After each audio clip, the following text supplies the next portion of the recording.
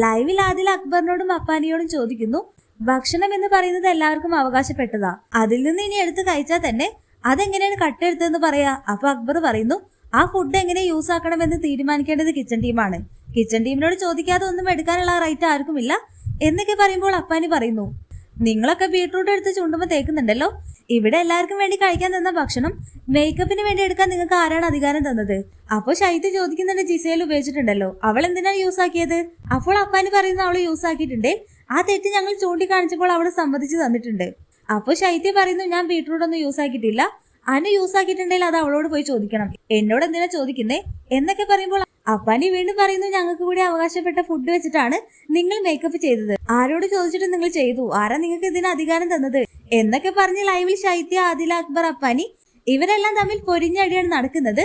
അതുപോലെ തന്നെ അക്ബർ അപ്പാനി എല്ലാം പറയുന്നു, അനു ജിസേലിനെ അടിച്ചു, അത് ഫിസിക്കൽ അസോൾട്ട് ആണ്, അതുകൊണ്ട് ഇതിലൊരു തീരുമാനം ഉണ്ടാക്കണമെന്നെല്ലാം പറയുന്നുണ്ട്. എന്നാൽ അനു പറയുന്നത്, ഞാൻ അവളെ അടിച്ചിട്ടില്ല, അവളുടെ നേരെ ജസ്റ്റ് കൈ ചൂണ്ടിയിട്ടേ ഉള്ളൂ എന്നാണ്. എന്തായാലും നമുക്ക് കാത്തിരുന്ന് തന്നെ കാണാം ഈ ഒരു പ്രശ്നം എന്തായി തീരുമെന്നൊക്കെ. അടുത്ത ലാലേട്ടന്റെ എപ്പിസോഡിൽ വലിയ വിഷയമായി നിൽക്കാൻ പോകുന്ന ഒരു പ്രശ്നം ഇതൊക്കെ തന്നെയായിരിക്കും. അപ്പോൾ കൂടുതൽ ഒറിജിനൽ ലൈവ് അപ്ഡേഷൻ ആയിട്ട് നമ്മുടെ ചാനൽ സബ്സ്ക്രൈബ് ചെയ്യാത്തവരുണ്ടെങ്കിൽ ഒന്ന് സബ്സ്ക്രൈബ് ചെയ്ത് സപ്പോർട്ട് ചെയ്യണേ.